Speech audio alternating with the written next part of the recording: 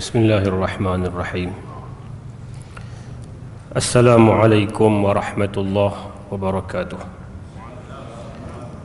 Innal hamdalillah nahmaduhu wa nasta'inuhu wa na'udzu billahi min shururi anfusina wa min sayyiati a'malina.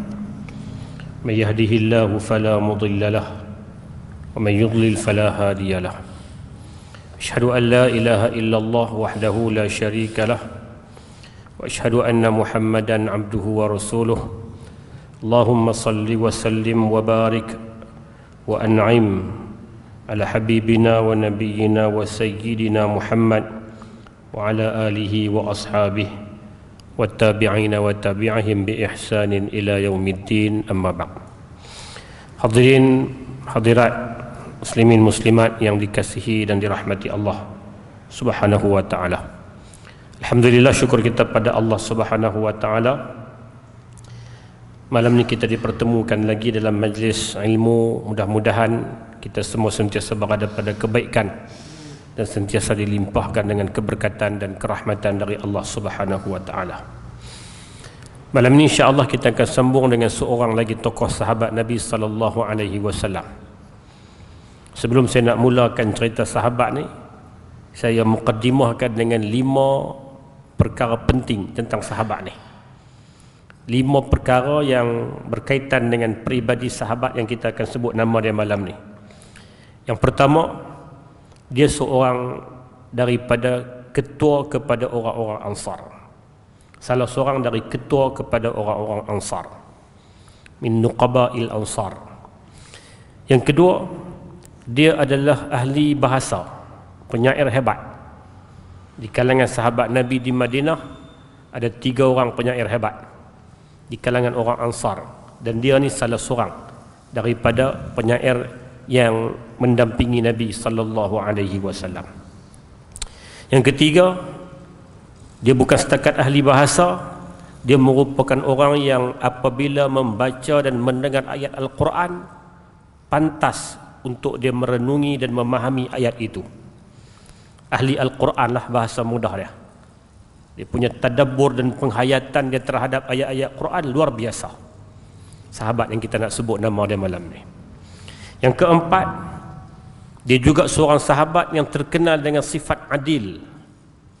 Ketika diberikan satu-satu tanggungjawab untuk menjadi wakil dan pegawai yang Nabi hantar ke satu-satu kawasan, dia akan bertindak dengan penuh keadilan.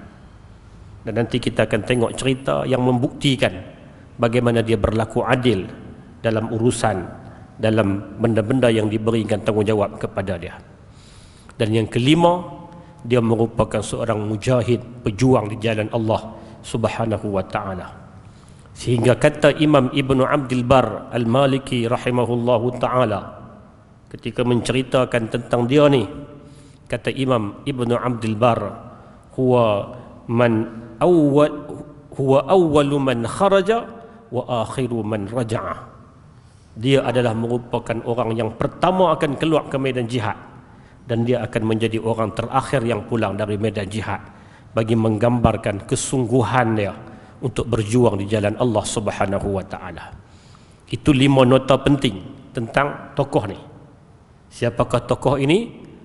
Dia adalah Abdullah bin Rawahah ibn Tha'labah radhiyallahu ta'ala anhu wa ardah. Jadi orang yang akan kita sebut kisah dia secara ringkas ni pada malam ini adalah Abdullah bin Rawahah bin Tha'labah bin Umrul Qais bin Amr bin Umrul Qais bin Malik Al-Asra bin Tha'labah bin Ka'ab bin Khazraj, daripada keturunan Al-Khazraj.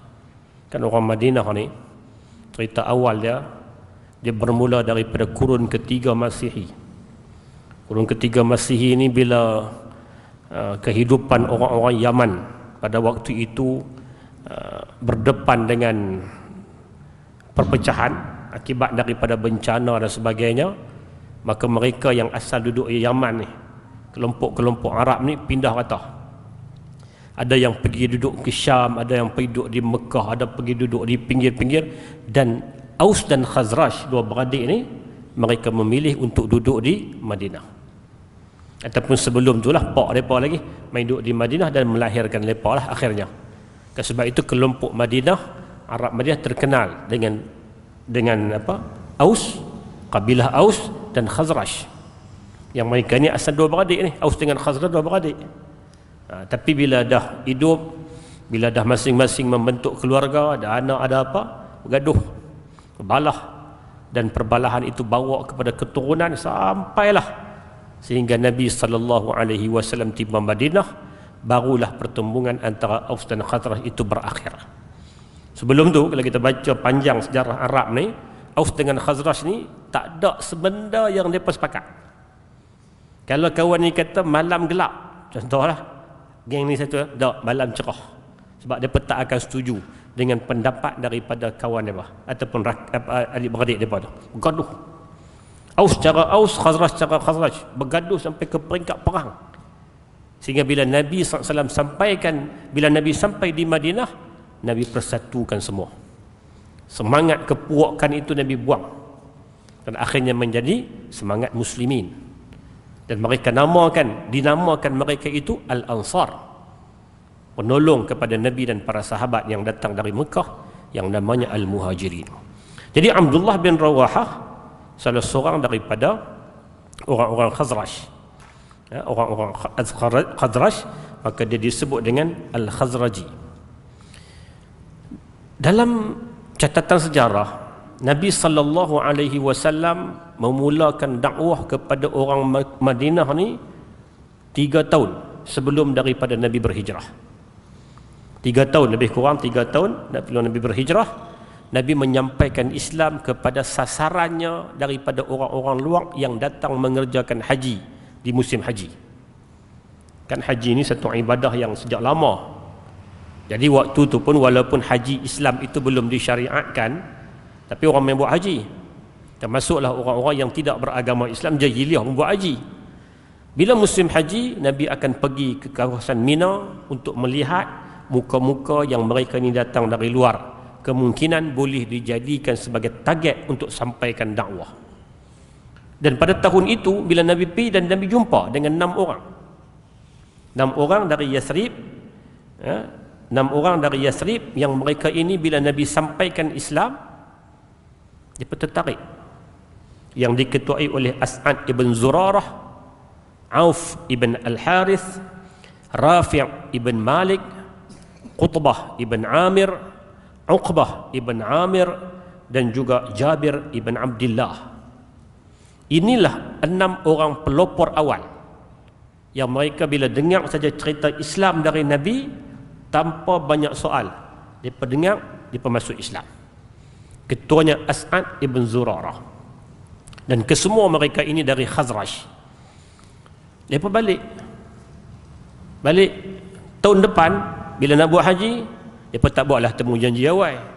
Zaman tu mereka tak buatlah temu janji ke WhatsApp ke apa ke, mereka mai buat bai'ah dengan Nabi. Nama dia Bai'atul Aqabatul Ula, perjanjian Aqabah yang pertama, dalam kawasan Mina ataupun di pinggir Mina. Hari ini ada masjid yang dibina kemudian lah, namanya Masjid Aqabah.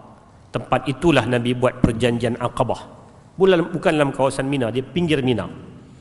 Hari ini pun dia ada, kalau orang pergi bermabit di Mina itu sebahagian dari wajib haji, pergi duduk dekat Aqabah tak sah, sebab Aqabah itu luar dari Mina, dia kena pergi depan sikit. Di situlah Nabi buat perjanjian dengan 12 orang kelompok sahabat, termasuklah As'ad juga, yang pada tahun sebelum tu dia datang, dia masuk Islam. Tahun depan dia bawa mai 12 orang, dan 12 orang tu ada 2 orang dari Aus, 10 orang dari Khazraj. Membuktikan mesej Islam itu berjaya sampai, dia bukan berpuak-puak. Walaupun yang dapat awal ni Khazraj, bila mereka balik ke Madinah, mereka sebarkan agama tanpa mereka lihat dia ni Aus ke Khazraj. Menyebabkan orang Aus pun terima, dan bila mereka main buat perjanjian Aqabah dengan Nabi SAW, 12 orang, 2 mewakili Aus dan 10 Khazraj. Itu dipanggil Bai'atul Aqabatul Ula, perjanjian Aqabah yang pertama. Tahun depan mai lagi jumlah yang lebih ramai, 75 orang, sebahagian kata 72 orang, datang untuk bersama buat bai'ah lagi dengan Nabi, dipanggil sebagai bai'ah al-aqabatus tsaniyah, perjanjian Aqabah yang kedua, yang turut disertai oleh 2 orang wanita dari kalangan Ansar. Datang bai'ah dengan Nabi. Bila bai'ah dengan Nabi pada kali kedua ni lah, Nabi lantik dan Nabi tentukan di antara orang-orang yang menjadi naqib, menjadi ketua kepada orang-orang Ansar, ada 12 orang. Salah seorangnya adalah Abdullah bin Rawahah. Diberikan tanggungjawab untuk mereka ni kira ketua lah. Ketua kumpulan balik sebarkan agama. Dan mereka buat perjanjian dengan Nabi untuk pertahankan Islam, untuk apa semua. Sampailah di antara isi perjanjian, mereka jemput Nabi mai Madinah dan mereka beri jaminan untuk pertahankan Nabi seperti mana mereka pertahankan Madinah. Jadi itu perjanjian Aqabah yang kedua. Maka dalam senarai Nuqaba yang saya kata tadi, Abdullah ni dia salah seorang ketua kepada orang Ansar, kerana dia pada ketika itu dia termasuk dalam senarai 12 orang. Ya, Abdullah bin Rawahah termasuk dalam senarai 12 orang Nuqaba. Jadi dia Ansar, dia bukan takat Ansar biasa, dia ketua kepada orang-orang Ansar. Dia juga syair, ahli bahasa. Di Madinah ada 3 orang ahli bahasa. Yang pertama Abdullah bin Rawahah, yang kedua Hassan ibn Sabit, dan yang ketiga Ka'ab ibn Malik radhiyallahu ta'ala anhum wa ardah. Hassan ibn Sabit ahli bahasa hebatnya, penyair. Demikian juga Ka'ab ibn Malik. Ka'ab yang tuan-tuan mungkin pernah baca hadis dalam Al-Bukhari yang menceritakan tentang orang yang ketinggalan dalam perang Tabuk. Ka'ab lah yang bila Nabi balik, Ka'ab pergi jumpa dengan Nabi selepas daripada 80 orang munafik mai bagi alasan macam-macam, sampai giliran Ka'ab bercakap betul bahawa dia tak pergi perang tanpa sebab. Mali uzur, aku tak ada keuzuran, aku tak pergi perang, tak tahu lah. Akhirnya tindakan yang Nabi buat atas arahan Allah, boikot. Tak boleh cakap dengan Ka'ab bin Malik, tak boleh tegur. Sampaikan Ka'ab kata, aku bagi salam orang kalih kau lain. Aku pergi masjid, relin-relin tengok Nabi macam tengok aku, tapi bila aku kalih kata Nabi kalih kau lain. Aku cuba bagi salam kat Nabi, Nabi tak buat kalih kau lain, tak buat tak dengar. Sampai aku pergi ke rumah sepupu aku yang paling rapat, nama dia Abu Qatadah radhiyallahu an. Aku rabat pagar masuk rumah dia. Fasallamtu alaih. Aku bagi salam kat dia. Dia kali-kali buat macam tak ada apa. Aku habaq dekat Abu Qatadah, anshuduka billah, aku panggil kamu atas nama Allah, sesungguhnya aku sayang Allah dan Rasul. Dia buat tak tahu Ulang 2 kali, ulang 3 kali. Dia jawab, Allahu wa rasuluhu a'lam. 40 hari Ka'ab bin Malik kena boikot. Bukan 40, 50. Sampai hari ke-40 tambah lagi hukuman. Isteri kena pergi balik di rumah pak. Itu Ka'ab bin Malik, ahli bahasa. Sebab itu dalam hadis tu dia cerita apa? Ka'ab kata, aku di depan Nabi, kalaulah bukan Nabi di depan aku boleh kecoh. Sebab apa? Aku diberikan kepetahan bercakap.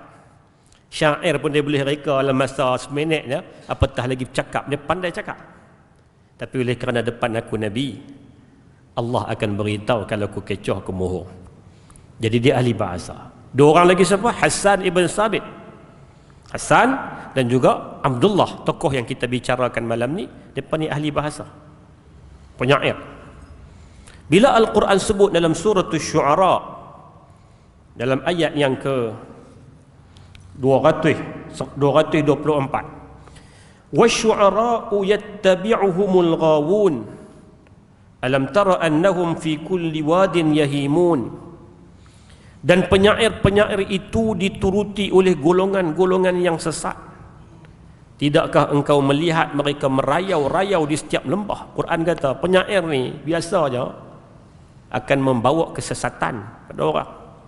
Sebab bila syair pun lantunkan syair, kadang-kadang syair ni puja manusia, kadang-kadang puja bintang, puja benda yang akhirnya menyesatkan orang. Bila turun ayat ni, 3 orang sahabat ni, mereka rasa macam tak boleh kita kena tak boleh syair dah lah, berhenti lah. jumpa Nabi SAW, dan mereka adukan perkara ini dalam sebahagian riwayat sebut. Kemudian turun ayat selepas itu, illal ladzina amanu wa amilus salihati wa dzakarullaha katsira wa intasaru min ba'di ma zulimu wa saya'lamul ladzina zalamu ayyamun qalbin yanqalibun. Dalam ayat 227 dari surah Asy-Syu'ara, Allah Ta'ala kata penyair ni biasanya menyesatkan orang. Di hujung tu Allah Ta'ala sebut kecuali penyair-penyair orang-orang yang beriman dan beramal saleh dari kalangan penyair-penyair itu, dan mereka pula mengingati Allah sebanyak-banyaknya, serta mereka mendapat kemenangan sesudah mereka dianiaya. Dan ingatlah orang-orang yang melakukan sebarang kezaliman akan mengetahui kelak tempat mereka akan kembali. Jadi bila turun ayat ni, memberitahu kepada Abdullah bin Rawahah dan rakan-rakan dia, hampa tak termasuk dalam maksud ni. Yang Quran kata penyair itu menyesatkan, hampa tak masuk. Sebab hampa termasuk dalam kalangan illal ladzina amanu wa amilus salihat wa dzakarullaha katsira. Hampa ingat Allah. Syair-syair hampa tak menyeleweng. Syair-syair hampa akan membawa manusia lebih dekat dengan Allah Subhanahu wa taala. Sebab itulah Abdullah bin Rawahah dalam peperangan Khandaq. Perang Khandaq kita tahu perang yang dahsyat, perang yang menyebabkan orang Islam sendiri rasa gusar, rasa gundah gulana selepas dikepung dalam tempoh yang panjang. Di antara syair yang diungkapkan oleh Abdullah bin Rawahah ketika peperangan Khandaq, wallahi laulallahu mahtadaina wala tasaddaqna wala sallaina fa anzilan sakinatan alaina wasabbitil aqdama in laqaina.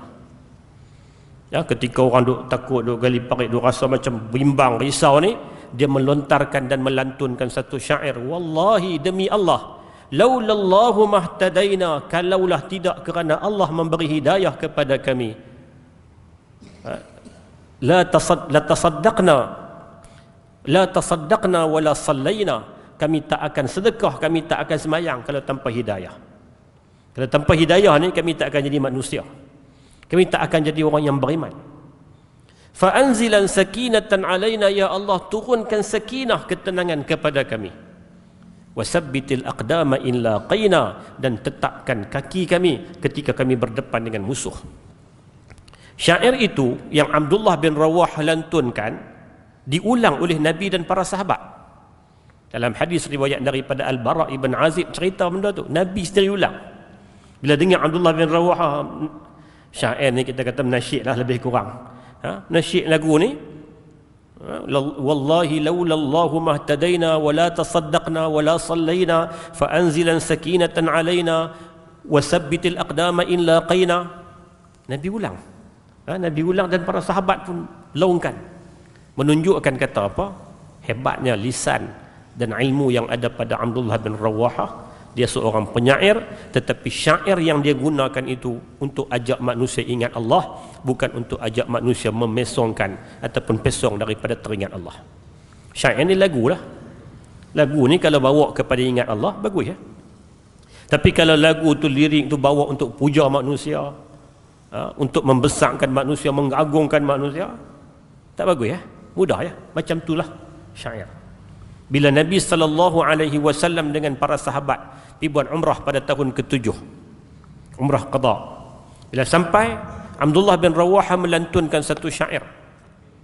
Nabi itu ada, dia melantun satu syair, khallu banil kufari an sabilih al-yawma nadribukum ala tanzilih darban yuzilul hami an makilih wa yuzhalul khalilu an khalilih.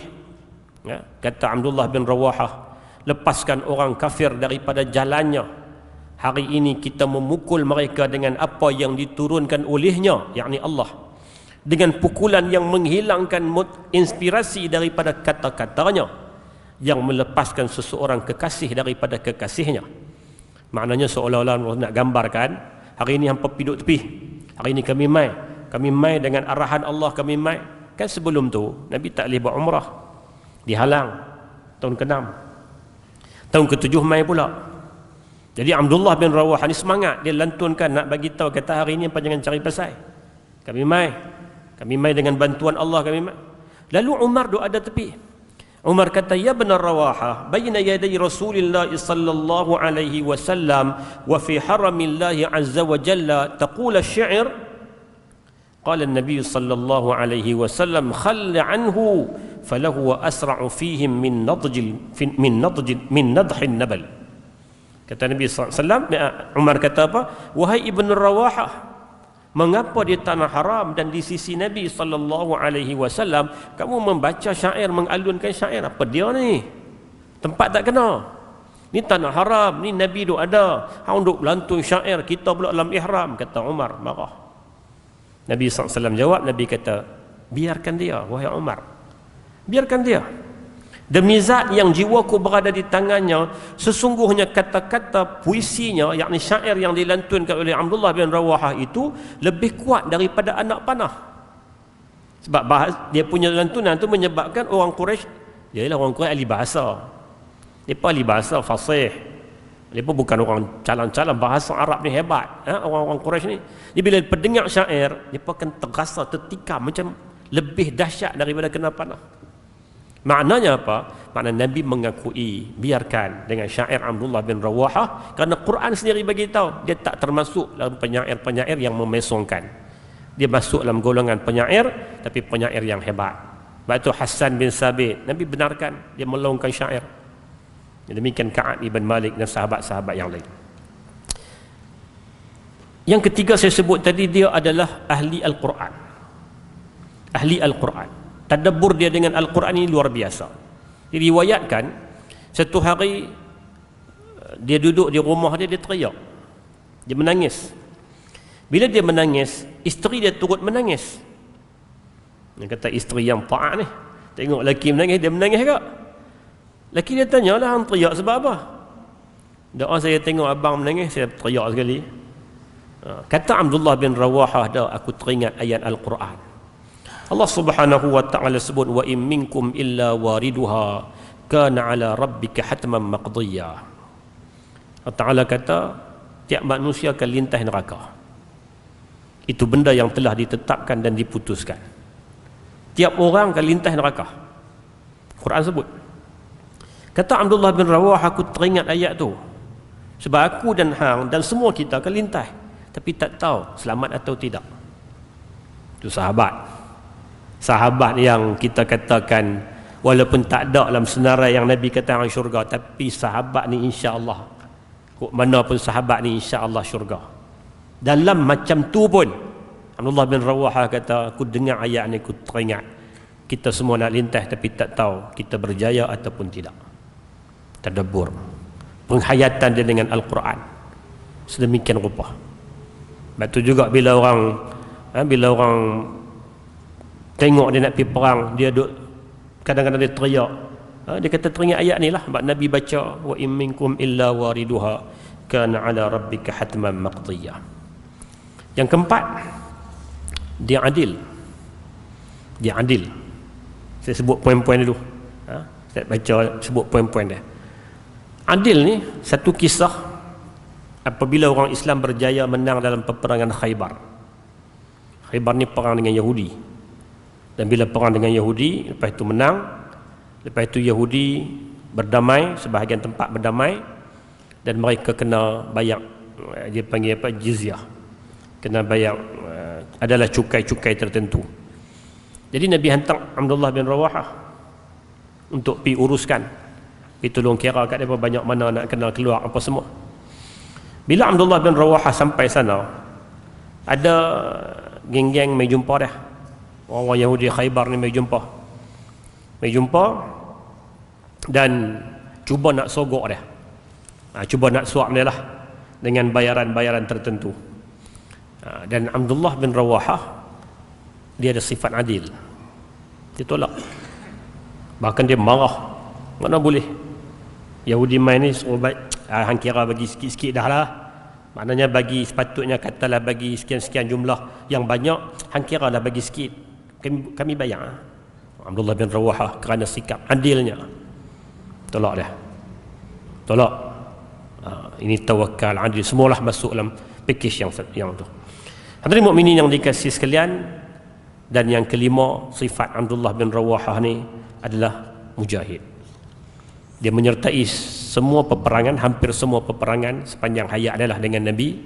Syahidah Badran, dia menyertai Badar, Uhud, dia menyertai Khandaq, dia menyertai peristiwa Bai'atul Ridwan, dia menyertai peperangan Khaybar, dan perang terakhir dia adalah perang Mu'tah. Perang terakhir dia adalah perang Mu'tah. Dalam Islam macam kita sebut tadi, dia Islam awal, dia masuk Islam awal, iaitulah selepas kelompok dari Madinah pada peringkat awal balik menyampaikan Islam. Dan di antara yang menyampaikan Islam itu juga adalah Mus'ab bin Umair, dia masuk Islam waktu itu. Dan dia ni adalah saudara seibu dengan Abu Darda. Saudara seibu dengan Abu Darda, mak yang sama. Dan dialah orang yang bertanggungjawab mengajak Abu Darda untuk masuk Islam. Sebab Abu Darda Islamnya sedikit lewat. Waktu Nabi sampai di Madinah, Abu Darda tak Islam ni. Dia Islam sedikit lewat. Selepas perang Badar kalau tak silap saya. Maknanya waktu itulah dia masuk Islam. Dan orang yang bertanggungjawab majak dia masuk Islam ni adalah Abdullah bin Rawahah, abang atau adik dia, satu ibu. Dan Abdullah bin Rawahah, Abu Darda merekodkan satu riwayat. Abu Darda kata pernah pergi satu perjalanan jauh, musim panas terik, musafir lah. Waktu tu sahabat-sahabat tak puasa, tak ada orang puasa melainkan Nabi dan Abdullah bin Rawahah. Mungkin boleh jadi puasa sunat dah. Nabi tak suruh, tapi Abdullah bin Rawahah dia ahli ibadah. Dia sampai peringkat macam tu. Sebab dalam musafir ni, walaupun hatta puasa wajib pun Nabi suruh sahabat buka, tapi ada orang-orang yang mampu. Antara yang mampu tu Abdullah bin Rawahah, puasa musim panas. Kata Abu Darda, tak ada orang puasa pada waktu itu melainkan Nabi dan juga Abu Darda. Apabila sampai tahun yang ke-8 Hijrah, tahun ke-8 Hijrah, Nabi hantar surat. Nabi hantar seorang utusan. Nabi ni hantar surat banyak kali lah, surat-surat yang Nabi hantar dakwah kepada raja-raja yang ada sekeliling. Antaranya yang operasi besar-besaran Nabi lakukan pada tahun ke-6 ataupun awal tahun ke-7 selepas daripada peristiwa Suluh Hudaybiyah. Selepas Suluh Hudaybiyah, waktu itulah Nabi ambil kesempatan hantar surat ke Maharaja Rom, Maharaja Parsi, kepada pemimpin Mesir, kepada Bahrain, kepada ada 8 tempat. Dan Nabi hantarlah wakil seorang-seorang. Abdullah bin Huzafah As-Sahmi, Al-Ala ibn Hadrami, siapa lagi? Amr ibn As. Nabi hantar juga yang bernama Dihyah bin Khalifah Al-Kalbi. Sahabat-sahabat ni pergi hantar surat, pergi ke Rom apa semua, untuk ajak masuk Islam lah. Ada yang terima surat dengan cara baik dan masuk Islam, seperti An-Najashi. Sebahagian riwayat kata Najashi masuk Islam lebih awal dari itu. Ada yang terima surat tapi tak masuk Islam, tapi terima dengan baik, seperti Muqawqis, pemerintah Mesir. Dia terima surat tapi tak masuk Islam, cuma dia terima dengan baik dan dia beri hadiah kepada Nabi. Hadiah dia banyak. Antara hadiahnya ialah salah seorang dari Ummul Mukminin, Maryah Al-Qibtiyah, jariyah yang lahirkan Ibrahim, anak Nabi sallallahu alaihi wasallam. Jadi dia tak terima, tapi dia terima dengan elok dan dia tak tolak. Yang tolak kasar ni ada 2-3, antaranya adalah Parsi memang tolak dengan kasar, bahkan dengan sumpah seranah apa semua cukup. Rom, riwayat sebut dia tak masuk Islam dengan jelas, tapi dia mengakui kenabian Nabi. Bila mana dia panggil Abu Sufyan, dia tanya kepada Abu Sufyan beberapa soalan tentang Nabi. Antara soalan dia tanya kepada Abu Sufyan, hal tattahimunahu bil kadhib qabla an yuqala ma qal? Adakah hampa sepanjang rekod hampa duduk dengan dia 40 tahun sebelum dia jadi Nabi, hampa pernah dengar dia tipu tak? Sebelum dia duk bawa ajaran yang macam lah. Sebelum ni hampa pernah dengar dia tipu tak? Kata Abu Jahal, tak pernah. Maka Maharaja Rom kata, kalau dengan Tuhan, dengan manusia pun dia tak nak tipu, adakah dia nak tipu dengan Tuhan? Bermakna apa? Itu pengakuan Maharaja Rom kata tu Nabi. Tapi riwayat tak sebutlah kata dia masuk Islam atau tidak. sebab dia bimbang, hilang pengaruh dan sebagainya. Ini tahun yang ke-7. Tahun yang ke-8, antara benda yang Nabi buat, Nabi hantar wakil dia, wakil diplomatik lah, kita katakan bahasa lebih mudah, duta. Salah seorang duta yang Nabi hantar adalah Al-Harith ibn Umair radhiyallahu anhu. Hantar pergi bawa risalah, surat, dan buatlah rundingan apa semua dengan pemerintah di kawasan Syam, yang pada waktu itu Syam di bawah kerajaan Ghassan, Bani Ghassan, Arab Kristian. Arab tapi mereka berkiblatkan kepada mereka Kristian, dan mereka berkiblatkan kepada Rom. Bawa surat dan buatlah urusan diplomatik. Tetapi Surahbil ibn Amr al-Ghassani yang merupakan pemerintah pada waktu itu, dia ambil satu keputusan yang luar daripada norma biasa masyarakat antarabangsa sejak dulu sampailah. Wakil diplomatik tak boleh dikacau, tak boleh digugat, tak boleh diganggu. Dia ada perlindungan tersendiri daripada dulu sampailah lah hukum tu. Tapi yang nama Surahbil ibn Amr al-Ghassani ni, pemerintah tu, dia telah pergi bunuh utusan yang Nabi hantar, iaitulah Al-Harith ibn Umair radhiyallahu anhu. Bila dia pernah bunuh dan Nabi dapat maklumat tu, Nabi marah. Ini satu benda yang telah melanggar norma biasa. Dia buat satu peraturan undang-undang sendiri. Maka Nabi pun membentuk satu pasukan tentera untuk dihantar bagi memerangi orang Rom ataupun Ghassan, Bani Ghassan, yang mereka ni merupakan sebahagian daripada kelompok Rom. Dan Rom waktu tu hebat, tuan-tuan. Rom, Parsi ni kuasa dunia pada waktu tu. Nabi hantar pasukan. Pasukan Nabi 3,000. Nak pergi dengan tentang lawan dengan Rom. Atas retas pun nampak kalah dah. Rom kuasa besar. Jadi bila Nabi nak pergi hantar pasukan ni, tak pernah dalam perang-perang sebelum yang Nabi hantar pasukan-pasukan pergi perang, Nabi tak akan lantik lebih dari seorang ketua. Kalau Nabi hantar pasukan, Nabi kata okey, Amr ibn As kamu ketua, dialah seorang. Kalau Nabi hantar pula ni, siapa dia ketua? Ali, contoh dia, Ali lah. Kalau Khalid jadi ketua, Khalid lah. Tapi dalam perang yang nak pergi ke Mu'tah ini, Nabi sebut nama 3 orang. Nabi sebut yang pertama adalah Zaid ibn Harithah. Kalau dia gugur syahid, maka ketua orang Islam akan dipertanggungjawabkan oleh Ja'far bin Abi Talib, yang kita dah baca kisah dia beberapa bulan lepas. Ya? Zaid bin Harithah pun kita dah baca dah sebelum ni. Kalau Ja'far juga gugur syahid, maka panglima perang akan dipikul oleh Abdullah bin Rawahah. Dan kalau Abdullah bin Rawahah juga gugur syahid, maka bincanglah sama-sama kamu untuk lantik siapa. Nabi tak namakan. Nabi nama takat 3 orang.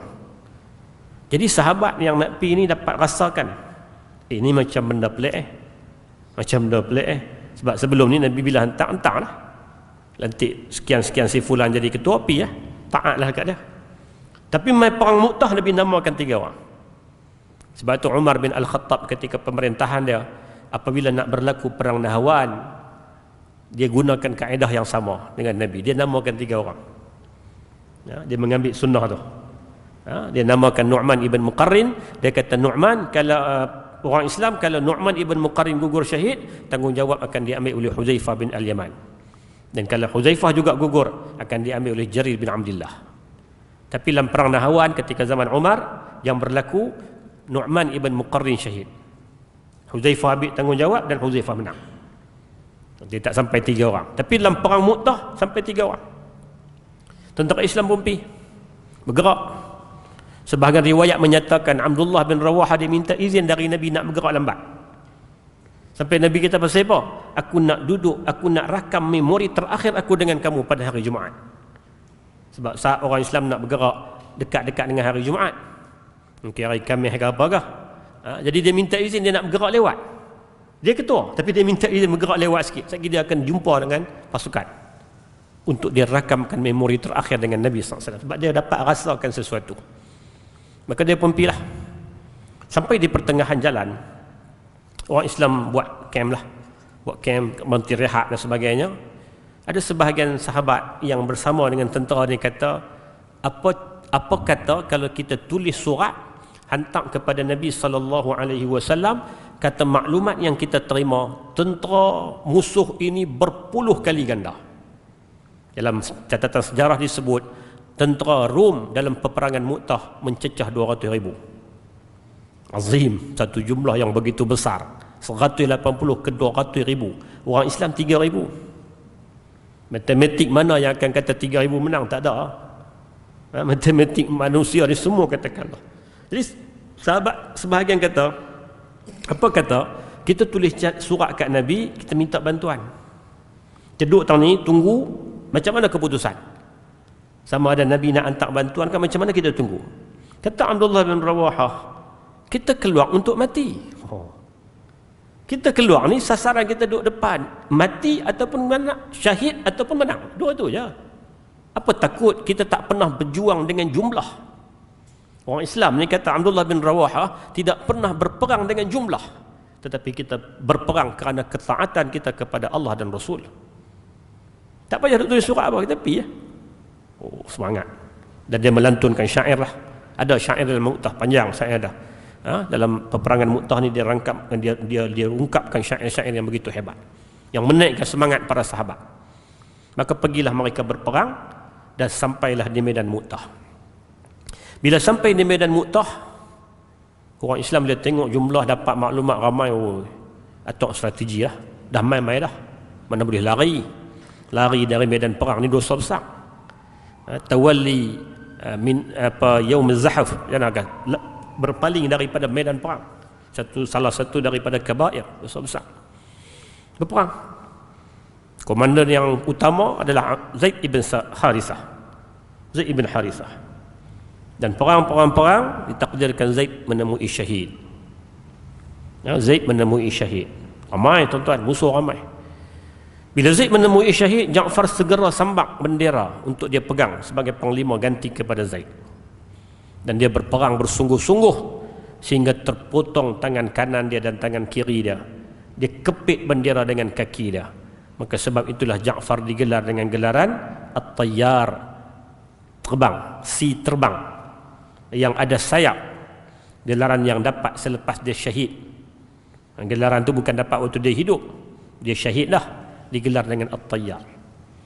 Bila dia nak mati tu, Abdullah bin Rawahah ambil bendera, dan Abdullah bin Rawahah juga berperang bersungguh-sungguh sehinggalah sampai kepada saat yang dijanjikan dia juga syahid dalam peperangan itu. Bila dia syahid, sahabat Nabi yang nama Sabit ibn Qais, dia ambil bendera. Sebab zaman tu bila perang macam tu, bendera tu penting. Jatuh bendera, pihak kalah. Jadi Sabit ni sambak bendera dan pergi bagi kepada Khalid ibn Walid. Dia kata ambil. Khalid kata tak boleh, Nabi tak sebut nama aku. Situasi ni hang kena ambil, hang lebih utama. Sebab Sabit ibn Qais lebih awal masuk Islam. Dia orang Madinah, dia lebih awal masuk Islam daripada Khalid bin Walid. Khalid baru masuk Islam setahun, tak sampai setahun lagi. Dia masuk tahun ke-7, ini tahun ke-8. Jarak tu berapa bulannya. Dia kata tak boleh, Nabi tak bagi. Tapi Sabit berkeras, dia kata hang kena ambil. Sebab Khalid ni diakui, kan Khalid diakui sebagai seorang pakar strategi. Rekod Khalid, semua perang tak pernah kalah. Sejak daripada zaman dia belum Islam sampai dia Islam, sampai dia mati lah. Ahli sejarah kata dia menyertai hampir 100 perang, tak ada satu perang yang dia kalah. Walaupun ada perang yang dia tak menang. Itu ungkapan daripada Dr. Tariq Suwaidan, saya dengar. Dia kata bukan bermakna Khalid menang semua perang, dia tak kalah semua perang. Ada perang yang dia tak menang pun, tapi dia tak kalah. Dia berjaya pusing, akhirnya dia tak kalah, tapi menang dah. Itu Khalid.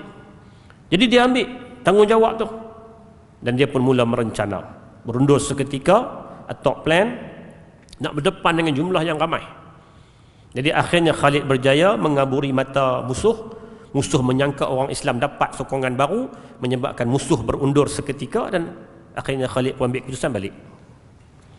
Dalam perang Mu'tah, Nabi tak pergi, tapi Nabi memantau. Nabi ni macam tengok siaran langsung. Allah Ta'ala tunjukkan kepada Nabi, sehingga kan diriwayatkan Nabi duduk di Madinah, Nabi habaq pada sahabat, telah gugur Zaid bin Harithah, dan orang Islam masih berperang. Sampai Ja'far syahid, Nabi kata pula kepada para sahabat, telah gugur Ja'far ibn Abi Talib, dan kemudiannya Nabi gelar dengan gelaran At-Tayyar.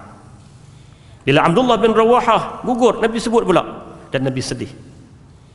Nabi menangis sebab terkenangkan sahabat-sahabat yang hebat ini. Walaupun waktu itu Nabi tak ada, tapi Nabi ini macam tengok Allah Ta'ala pertontonkanlah. Itu benda yang mudah bagi Allah untuk buat pada para Nabi dia. Macam pertontonkan, dia tengok, Nabi tengok benda ni sebiji-sebiji, dan Nabi sebut kepada para sahabat. Sebab itulah bila Khalid buat keputusan balik, bila Khalid buat keputusan, dia atok selanjutnya, sebab dia duk nampak kalau gagah juga dengan jumlah yang ni 3,000 lebih sikit lah, campur dengan orang-orang apa sikit ni, kalau duk gagah juga habis. Walaupun Khalid ni ialah pakar strategi hebat, dia penang, tapi dengan jumlah yang ada 3,000 dengan 200,000, walaupun kita katakan agama ni dia bukanlah perang ni bukan pegang dengan jumlah seperti Abdullah kata tadi, tapi dia ada juga sunnatullah. Sunnatullah tu ada. Jadi dengan 100,000 lebih, kalau kita duk pergi gagah juga, jadi Khalid atok strategi yang menyebabkan musuh tersilap sangka. Musuh nampak macam orang Islam ada sokongan baru, yang mereka pun berundak sikit-sikit, akhirnya Khalid balik. Bila Khalid balik sampai di Madinah, sebahagian dari orang Islam duk ejek, dari perang apa, sembang kemah. Dulu tengok rekod ni, mereka kata kat Khalid. Lalu Nabi SAW sebut, Nabi kata tak, mereka bukan lari, tetapi itulah strategi. Maknanya Nabi mengakui tindakan yang dilakukan oleh Khalid itu betul. Nabi tak kata jangan Nabi tak sokong apa yang sebahagian sahabat kata mereka ni lari.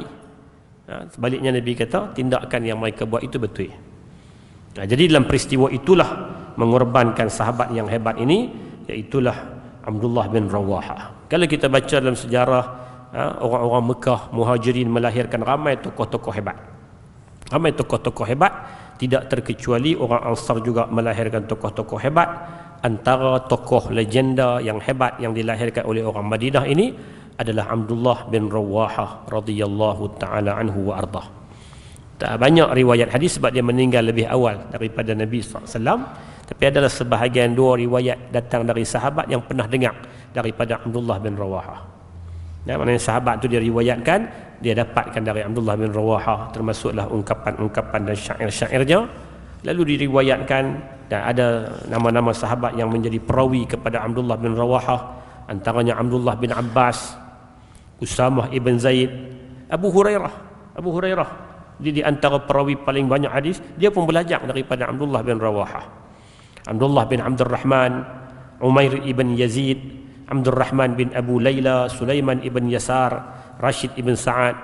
Ini semua banyaklah riwayat-riwayat daripada mereka, bukan sahaja ada sebahagiannya riwayat direct macam sahabat, tabi'in dia riwayat melalui perantara sahabat yang lain.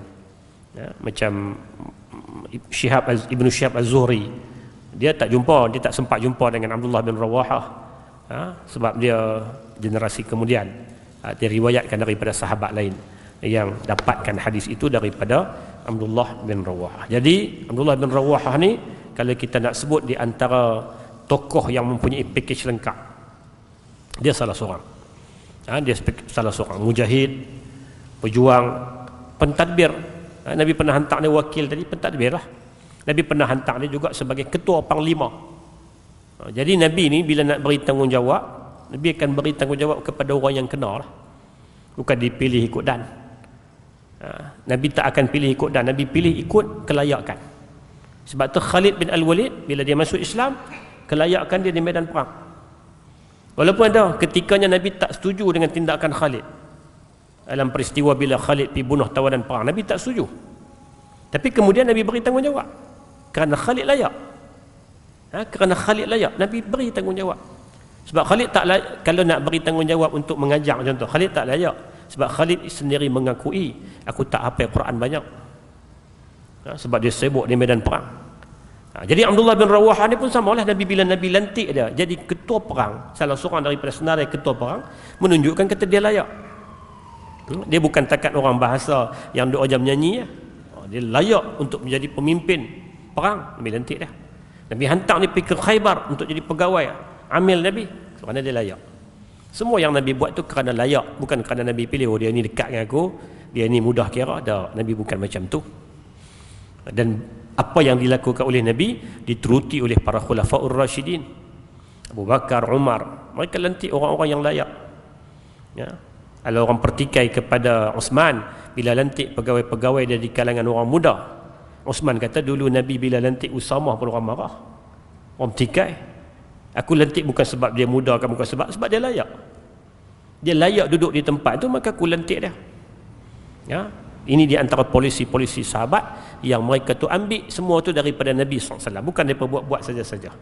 Semua tu mereka ambil daripada Nabi. Macam Umar lah, Umar bin Al-Khattab yang diakui dengan keadilan dia, dengan apa semua tu, kebanyakan dia ambil penyusunan tu, walaupun dari zaman Nabi tak ada secara sistematik tu. Tak ada, zaman Nabi ni tak ada bahagian-bahagian khusus. Kementerian Pertahanan tak ada. Bila mai perang baru Nabi hantar, okey hang jadi ketua. Perang tu pula, okey dia ni dia jadi ketua. Dia tak ada khusus. Jadi zaman Umar disistemkan dengan lebih tersusun. Tapi tak lari daripada panduan yang Nabi tunjuk bahawa apabila nak berikan tanggungjawab, Nabi akan berikan tanggungjawab kepada orang yang kena. Dan itulah yang dilakukan oleh para sahabat, para pentadbir, para khulafaur rasyidin. Apabila mereka nak berikan jawatan ataupun apa-apa sahaja pekerjaan dan tanggungjawab, mereka akan pilih orang yang kena. Dan salah seorang tokoh yang kena, yang kita katakan pakejnya lengkap, adalah orang yang kita sebut nama dia pada malam ini, iaitulah Abdullah bin Rawahah radhiyallahu taala anhu wa ardah. Mudah-mudahan Allah Taala meridai mereka, dan mudah-mudahan Allah Taala memberikan kebaikan juga kepada kita. Dengan kita menyebut nama orang-orang yang saleh, Allah Taala turunkan rahmat kepada kita. Inda zikris salihin tatanazzalur rahmat. Jadi tuan-tuan dan perempuan yang dikasihi sekalian, inilah Abdullah bin Rawahah, penyair perang, mujahid, tokoh hebat, ahli Al-Quran dan segala-galanya. Moga-moga Allah Ta'ala meridainya, dan moga-moga Allah Ta'ala merahmati kita. InsyaAllah dalam pertemuan yang akan datang kita tengok pula sahabat yang lain. Semoga ada manfaat yang baik dari Allah Subhanahu wa Ta'ala. Tersalah, tersilap, terkasak bahasa dan sebagainya, saya mohon ampun dari Allah, mohon maaf dari tuan-tuan sekalian. Qulu qawli hadza wa astaghfirullahal azim. Assalamualaikum warahmatullahi wabarakatuh.